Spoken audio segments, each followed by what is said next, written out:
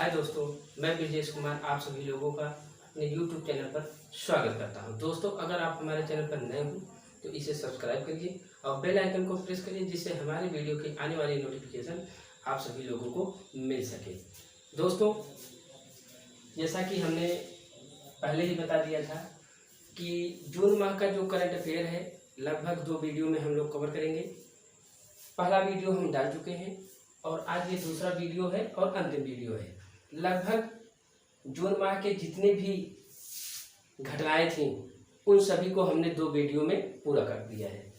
तो चलिए देखता हूँ इस वाले वीडियो में यानी लेक्चर नंबर 2 में हमने जून माह में जितनी योजनाएं बनी, जितने खेल हुए और जिनका निधन हुआ और नियुक्ति और पुरस्कार, बस इतना ही हमको देखना है। बाकी इंडेक्स हम इसके पहले देख चुके हैं और आरबीआई की जो मौद्रिक नीतियां थी उनके भी विषय में हम लोगों ने देखा। तो चलिए आज शुरू करते हैं प्रमुख योजना। प्रमुख योजना तो साथियों, जून माह कोरोना से संबंधित था लगभग, तो उसी से संबंधित कोरोना से ही संबंधित कुछ योजनाएं बनी। पहला था मुख्यमंत्री बाल सेवा योजना। मुख्यमंत्री बाल सेवा योजना, ये जो योजना बनाई वो उत्तर प्रदेश सरकार ने बनाई। उत्तर प्रदेश सरकार ने इस योजना को बनाया और इस योजना के तहत ये बातें रखी गई कि जिनके भी माता पिता या माता या पिता, चाहे पिता हो या माता, अगर इनकी डेथ कोरोना से हो जाती है तो इनको 5 लाख रुपए की आर्थिक सहायता की जाएगी। इस योजना के तहत मुख्यमंत्री बाल सेवा योजना के अंतर्गत। ओके, मोस्ट इंपॉर्टेंट है, उत्तर प्रदेश में जो यूपी SSC पेट की एग्जाम होने वाली है 20 अगस्त को, उस हिसाब से ये बहुत ही इंपॉर्टेंट है। ओके, आगे बढ़ते हैं, देखते हैं कोविड-19 बाल कल्याण सेवा योजना। कोविड-19 बाल कल्याण सेवा योजना यह साथियों मध्य प्रदेश सरकार ने चलाई। किसने? मध्य प्रदेश सरकार ने बाल कल्याण सेवा योजना जो कोविड-19 से रिलेटेड है, इसमें मध्य प्रदेश सरकार ने ये किया कि जिनके माता पिता कोविड से मर गए हैं उनके बच्चों को 5,000 प्रति महीना की आर्थिक सहायता की जाएगी इस योजना के अंतर्गत। यानी 5 लाख उत्तर प्रदेश, मध्य प्रदेश 5,000 प्रति मंथ। ओके, अगला है मुख्यमंत्री शिशु सेवा योजना।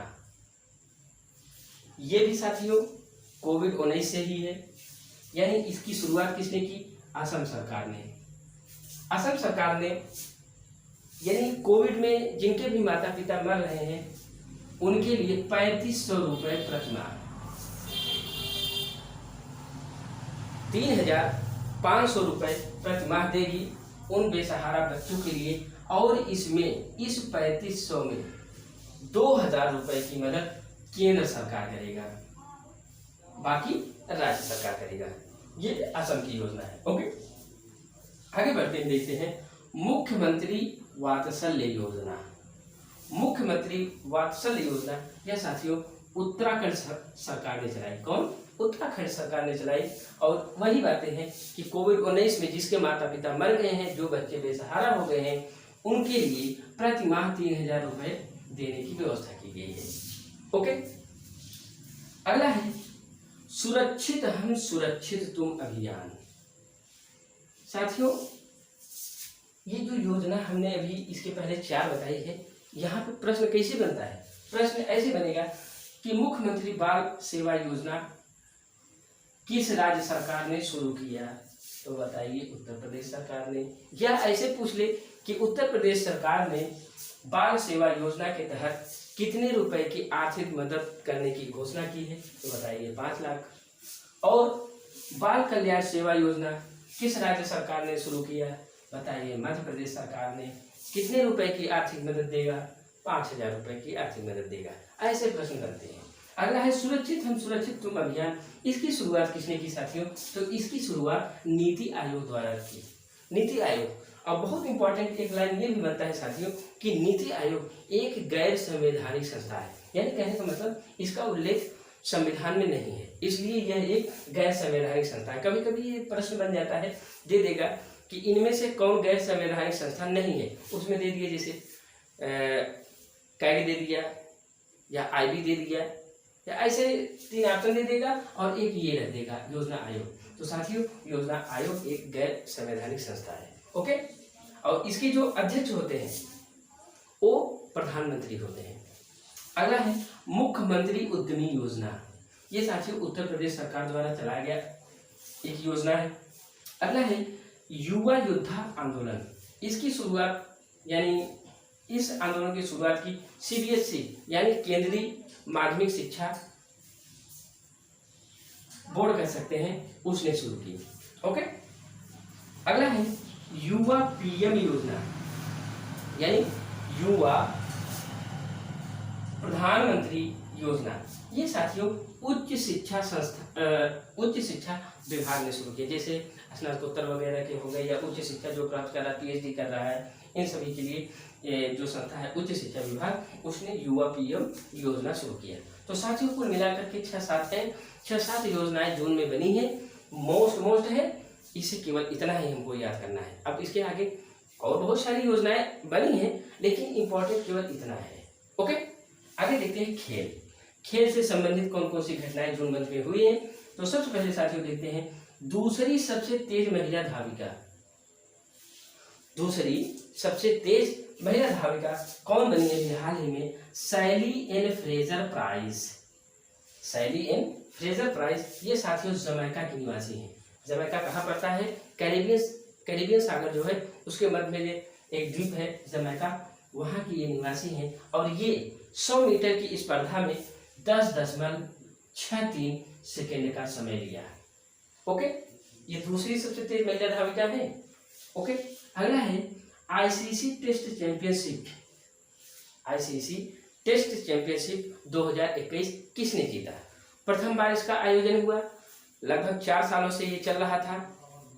इस चैंपियनशिप का आयोजन हर एक देशों में टेस्ट क्रिकेट के रूप में, यानी यहाँ पर लिखा है ना आईसीसी टेस्ट चैंपियनशिप, तो क्रिकेट टेस्ट चैंपियनशिप है।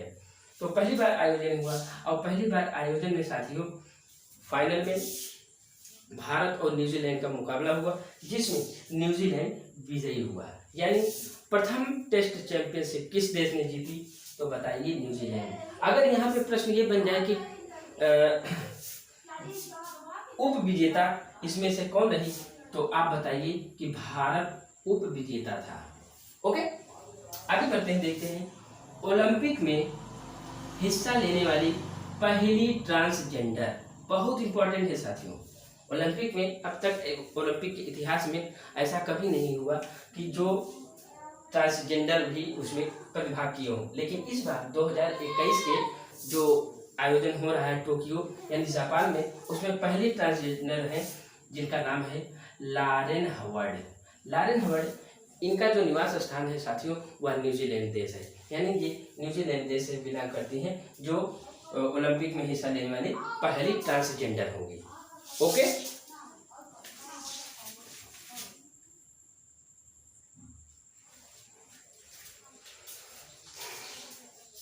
तो आगे बढ़ते हैं साथियों। अगला है गेलफैड चैलेंज चेस का खिताब। गेलफैड चैलेंज चेस का खिताब किसने जीता साथियों? तो ये डी गुकेश हैं, ये भारत निवासी हैं, डी गुकेश। अगला है हॉकी रैंकिंग में भारत का स्थान। समय समय पर साथियों हर एक खेलों की रैंकिंग को भी जारी किया जाता है। तो हॉकी संघ ने भारत की रैंकिंग पुरुष का नंबर 4 और महिला का नंबर 9। विश्व की बात हो रही है साथियों, विश्व में भारत की हॉकी जो पुरुष टीम है उसकी रैंकिंग 4थे नंबर पर है, जबकि महिला का 9वें नंबर पर है। ओके, और अगर वर्ल्ड में बात की जाए तो वर्ल्ड में पुरुष के लिए सबसे प्रथम जो रैंक रहा वो बेल्जियम देश का रहा और महिलाओं के नीदरलैंड की। ओके, ये प्रश्न बहुत इंपॉर्टेंट है साथियों, ये भी जितना भी हमने इस व्हाइट बोर्ड में लिखा है सभी इंपॉर्टेंट है। यहाँ से प्रश्न 100% गारंटी लेता हूँ कि 1-2 प्रश्न तो अवश्य ही फंस जाएगा यहाँ से। ओके, आगे बढ़ते हैं। फ्रेंच ओपन 2021 बहुत इंपॉर्टेंट है। French open, Wimbledon, Australian, US, ये 4 तरह के ग्रैंड स्लैम होते हैं जो 3-3 माह पर खेले जाते हैं। कोरोना की वजह से और जितने ग्रैंड स्लैम थे उनको रद्द कर दिया गया था। अभी हाल ही में ये फ्रेंच ओपन हुआ। इसके जो विजेता हैं वो नोवाक जोकोविच हैं। कौन है?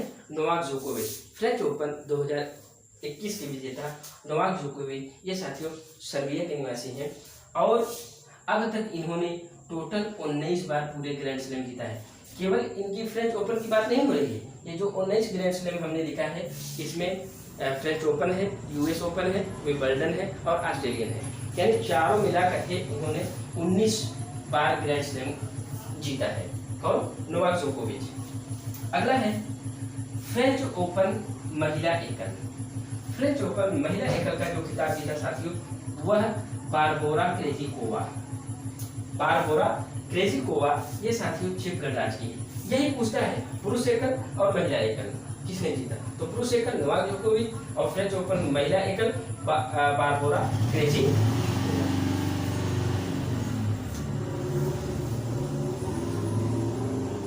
कौन साथियों? बारबोरा क्रेजिकोवा ये चेक गणराज्य की है।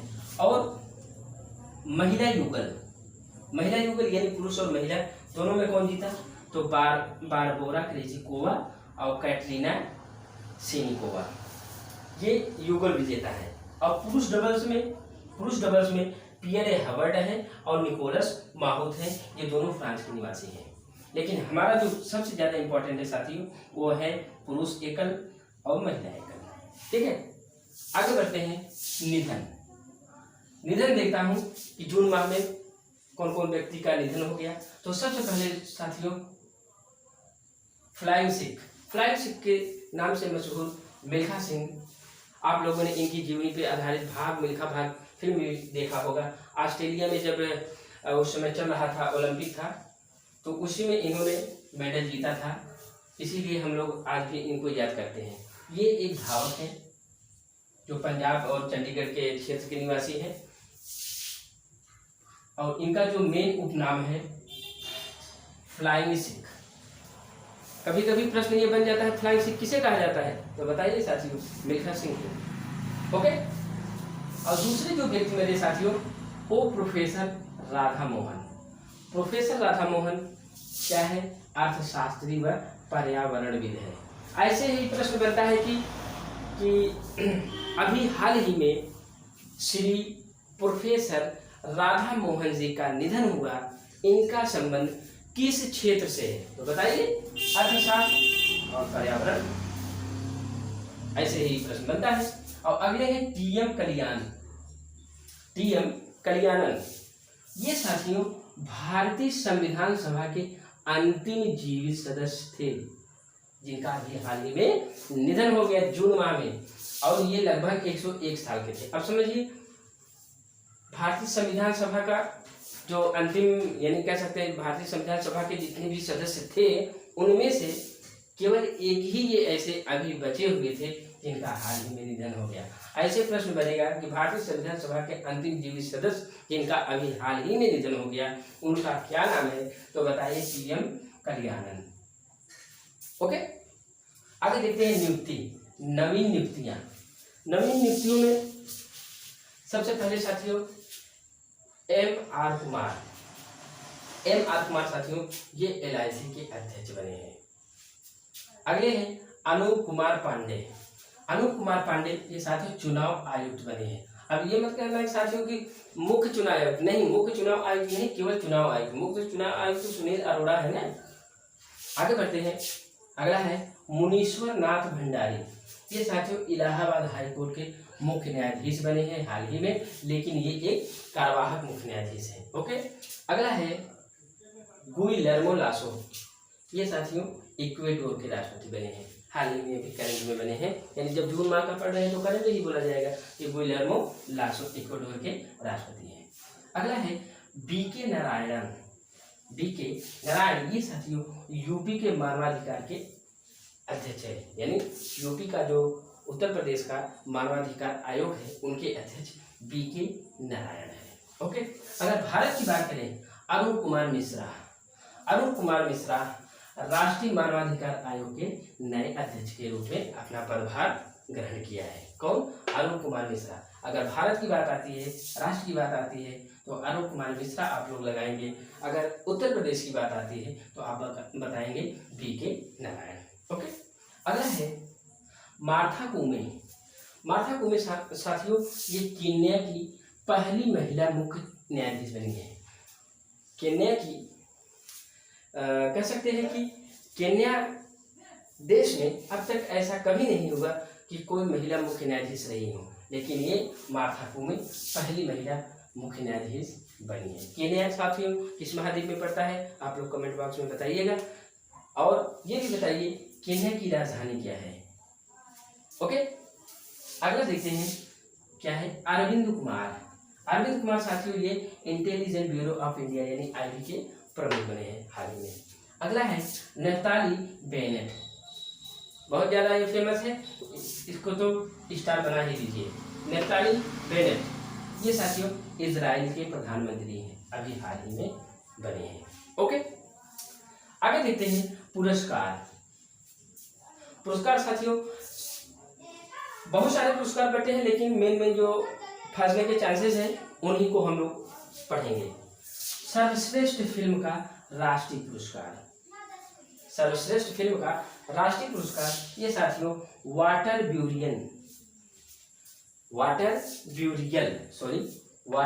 ब्यूरियल ये साथियों अरुणाचल प्रदेश की फिल्म है, इसे राष्ट्रीय फिल्म का सर्वश्रेष्ठ पुरस्कार दिया गया। अगला है अंतरराष्ट्रीय बुकर पुरस्कार, ये बहुत इंपॉर्टेंट है, वेरी इंपॉर्टेंट है। अंतरराष्ट्रीय बुकर पुरस्कार ये साथियों डेविड डियोप को दिया गया है। किसे? David Diop. इनकी जो उपन्यास है is night all blood is back, इनके उपन्यास का नाम है, कभी कभी यही पूछ लेता है कि is night all blood is back किसकी कृति है, तो बताइए आप लोग किसकी बताएंगे?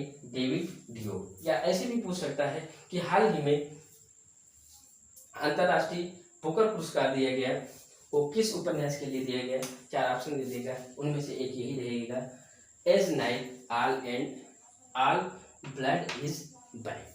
ओके, अगला है साथियों पुलित्जर पुरस्कार, बहुत इंपॉर्टेंट है, ये भी बहुत इंपॉर्टेंट है। यह पत्रकारिता के क्षेत्र में दिया जाता है। पुलित्जर पुरस्कार ये दोस्तों मेघा राजगोपालन को मिला है, ये एक अमेरिकी पत्रकार है। कौन? मेघा राजगोपालन, पुलित्जर पुरस्कार। ओके, अगला है दुनिया का सर्वश्रेष्ठ बैंक साथियों ये डीबीएस बैंक है। कौन है? डीबीएस बैंक है।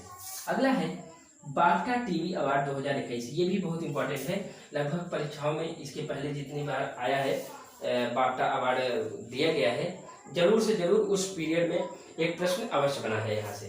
तो बेस्ट एक्टर का जो पुरस्कार मिला वह पॉल मेस्कल को दिया गया। इनका फिल्म नॉर्मल पीपल के लिए दिया गया पॉल मेस्कल को बेस्ट एक्टर का अवार्ड।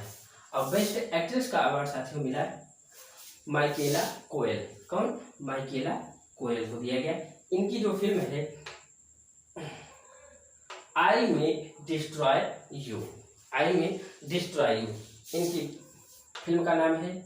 और बेस्ट एक्ट्रेस कौन है? माइकेला कोएल। तो साथियों जून माह का करंट लगभग समाप्त हो गया, अब कुछ बचा नहीं है, इतना पढ़ लिया जून माह का कहानी खत्म हो जाएगा।